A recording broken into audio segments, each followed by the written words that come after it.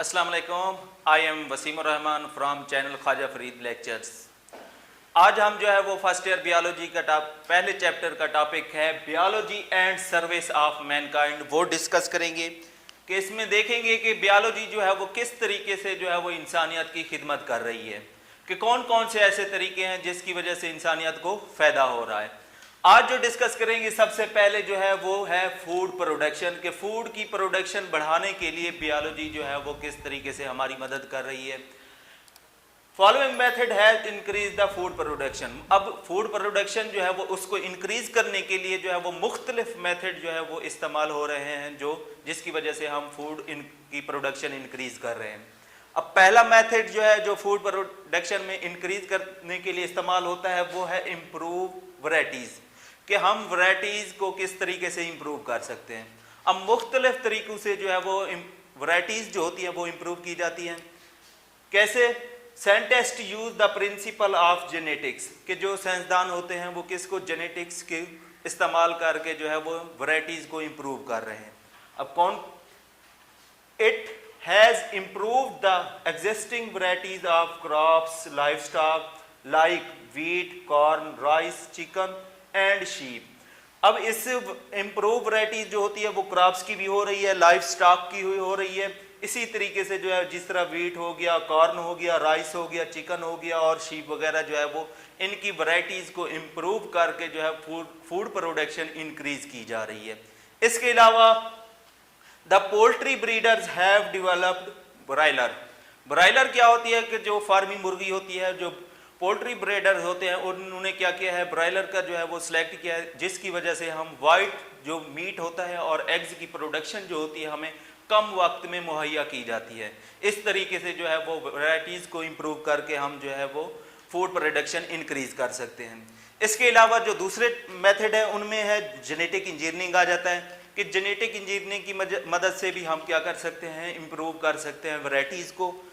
Genetic engineering क्या होता है? The manipulation of genes is called genetic engineering, कि किसी भी ऑर्गेनिज्म के अंदर हम अपनी पसंदीदा जीन जो है वो इंसर्ट करके जो है वो क्या करते हैं, इम्प्रूव कर सकते हैं वैरायटीज़ को। अब जेनेटिक इंजीनियरिंग के अलावा ट्रांसजेनिक प्लांट आ जाता है। ट्रांसजेनिक प्लांट में क्या करते हैं? The plants having foreign DNA is called transgenic plants, कि वो प्लांट जिनका क्या होता है, कोई दूसरे प्लांट का डीएनए जो है वो उन प्लांट्स के अंदर जो है वो इंजेक्ट किया जाता है, उन प्लांट्स को जो है ट्रांसजेनिक प्लांट्स का नाम दिया जाता है। इसके अलावा क्लोनिंग के अगला मेथड जो है वो क्लोनिंग का इस्तेमाल किया जाता है। क्लोनिंग में क्या होती है? The production of genetically identical copies of organism और सेल बाय एसेक्सुअल रिप्रोडक्शन, कि इसमें क्या होता है, किसी भी ऑर्गेनिज्म या सेल की जो है वो रिप्रोडक्शन की जाती है। कौन से मेथड से? एसेक्सुअल से। अब जो वैरायटीज पैदा होंगी वो क्या होती है, जेनेटिकली क्या होती है, आइडेंटिकल होंगी अपने पेरेंट्स से। इसलिए जो है वो क्लोनिंग के अंदर जो है हू बहू कॉपी जो है वो बन जाती है ऑर्गेनिज्म की या किसी भी सेल की। इसके अलावा जो अगली तकनीक है वो है टिश्यू कल्चर तकनीक। टिश्यू कल्चर तकनीक में क्या होता है कि reproduction by growing tissue of plants is called tissue, कि रिप्रोडक्शन जब किसी भी प्लांट का जो है वो एक टिश्यू लिया जाता है, उसे लेबॉरेटरी के अंदर जो है वो न्यूट्रिएंट मीडियम के अंदर रखा जाता है, उससे जो है वो एक नया प्लांट जो है नया ऑर्गेनिज्म बन जाता है, और इस तकनीक को हम टिश्यू कल्चर तकनीक का नाम देते हैं। अब ये तकनीक जो होती हैं वो इस्तेमाल करके हम क्या कर रहे हैं, वैरायटीज़ को इम्प्रूव कर रहे हैं, ताकि हमारी जो फूड प्रोडक्शन है वो ज़्यादा से ज़्यादा हो। इसके अलावा ये था पहला मेथड जिसकी वजह से हम क्या कर सकते हैं, खुराक की इंक्रीज कर सकते हैं इम्प्रूव करके वैरायटीज़ को। दूसरा जो है वो है controlling plant pathogens and pest. अब हमने वैरायटीज तो इम्प्रूव कर दी, प्लांट्स की हो गई है। अब उनके ऊपर जो पैथोजेंस, जो पेस्ट अटैक करते हैं, उनको हम कैसे कंट्रोल कर सकते हैं। उनको कंट्रोल करने के लिए भी जो है वो बियोलॉजी हमें मुख्तलिफ तरीक़ों से जो है वो मदद फराहम करती है। अब किस तरीके से? Pathogen like fungi, insect and pest. अब जो प्लांट पैथोजेंस होते हैं, जो प्लांट्स के अंदर बीमारियां पैदा करते हैं, उनमें कौन कौन सी चीज़ें हैं? एक तो फिंजाई हो गया, एक तो इंसेक्ट्स हो गया, और दूसरा पेस्ट वगैरह हैं, जो प्लांट्स के अंदर मुख्तलिफ किस्म की बीमारियां पैदा करते हैं। इसके अलावा इनसे क्या होता है? They weaken the plant and it decrease the yield of plant. जैसे ही प्लांट्स के अंदर जो है ये पेस्ट जो है वो बीमारियां पैदा करते हैं, उसकी वजह से प्लांट्स जो के पौधे होते हैं वो क्या होते हैं, वीक हो जाते हैं, और उनके अंदर जो यील्ड होती है यानी पैदावार की सलाहियत जो होती है वो कम हो जाती है। इसके अलावा they are controlled by following method. अब इनको हम फिंजाई को, इंसेक्ट हो गया, पेस्ट हो गया, इनको हम कंट्रोल करने के लिए जो है वो मुख्तलिफ तरीके हैं, मुख्तलिफ मेथड इस्तेमाल किए जाते हैं जिनकी मदद से हम इनको कंट्रोल कर सकते हैं। अब पहला मेथड जो है वो केमिकल मेथड। केमिकल मेथड में क्या होता है कि हम मुख्तलिफ किस्म के जो है वो केमिकल इस्तेमाल किए जाते हैं। कौन से केमिकल होते हैं? Pest are controlled by insecticide, pesticide, fungicide. अब अगर फिंजाई होगा तो उसके लिए हम फंजीसाइड का केमिकल इस्तेमाल करेंगे, अगर इंसेक्ट होगा तो वो इंसेक्टिसाइड इस्तेमाल करेंगे, अगर पेस्ट जो है उसके लिए पेस्टिसाइड के केमिकल जो है वो इस्तेमाल करेंगे और इनको कंट्रोल करेंगे। अब ये पेस्ट जो है, पैथोजन जो है वो कंट्रोल तो हो रहे होते हैं, लेकिन इनकी वजह से, इन केमिकल के इस्तेमाल की वजह से जो है वो दो डिसएडवांटेजेस भी होते हैं, नुकसान भी होते हैं। अब कौन से डिसएडवांटेजेस होते हैं? पहला जो नुकसान होता है, इंक्रीज द पोल्यूशन, कि आलूदगी जो है वो इंक्रीज होती है, कि इन केमिकल के इस्तेमाल से जो है वो पोल्यूशन इंक्रीज होती है। दूसरा, पेस्ट बिकम रेजिस्टेंट, कि जो हम केमिकल इस्तेमाल करते हैं वो क्या होते हैं, पेस्ट के अंदर जो है वो रेजिस्टेंट पैदा हो जाती है और उन केमिकल का जो असर होता है पेस्ट के ऊपर होना कम हो जाता है। इस तरीके से जो है वो ये दो नुकसान जो होते हैं वो हमें होते हैं, किसकी वजह से? केमिकल मेथड को इस्तेमाल करने की वजह से। उसके बाद ये हो गया केमिकल मेथड। अगला जो है वो बायोलॉजिकल कंट्रोल, कि बायोलॉजिकल मेथड के जरिए जो है वो बायोलॉजिकल कंट्रोल जो है वो किस तरीके से करते हैं, हम किसी भी जो है वो पैथोजन को। Control of pest by some living organism is called biological control, कि किसी भी लिविंग ऑर्गेनिज्म को इस्तेमाल करके जब हम पैथोजन को, पेस्ट को कंट्रोल करेंगे तो इसे हम जो है बायोलॉजिकल कंट्रोल कहते हैं। For example, aphid attack an walnut tree, कि जो एफिड होता है, एफिड जो होता है जिसे हम तेला कहते हैं, वो क्या होता है, अखरोट के दरख्त के ऊपर जो है उसके ऊपर अटैक करता है। अब इसको कंट्रोल कैसे किया जाता है? अब वास्प जो भाड़ होता है, ईट द एफिड, जो भाड़ होता है वास्प जाकर क्या करेगा, उस एफिड यानी तेले को जाकर जो है वो खाता है और इसकी वजह से है उसको कंट्रोल किया जाता है। अब इससे क्या हो रहा है कि एक लिविंग ऑर्गेनिज्म की मदद से जो है वो पैथोजन को कंट्रोल क्या कर रहे हैं हम, तो इसको हम जो है वो बायोलॉजिकल कंट्रोल का नाम देते हैं।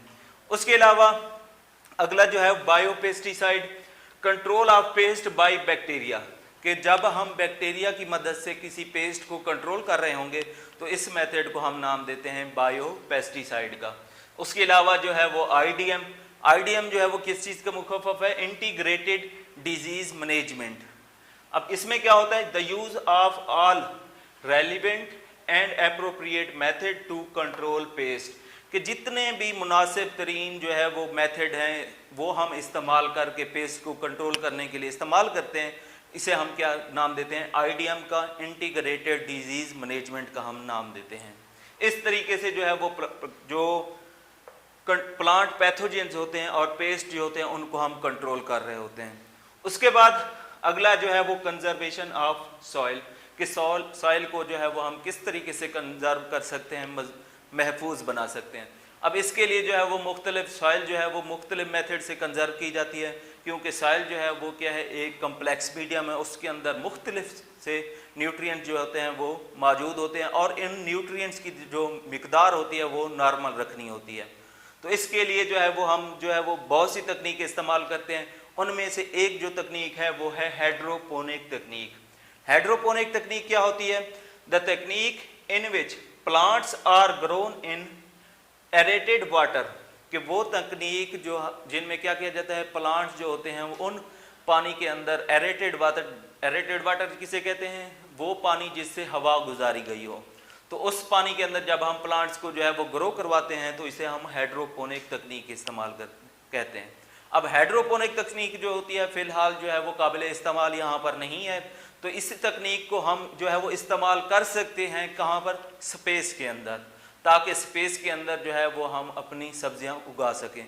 तो इस तकनीक के ज़रिए जो है वो हम वेजिटेबल्स वगैरह हो गई उनको ग्रो करवा सकते हैं, और इस तकनीक को हम हाइड्रोपोनिक तकनीक कहते हैं। उसके बाद अगला जो है वो फूड प्रिजर्वेशन।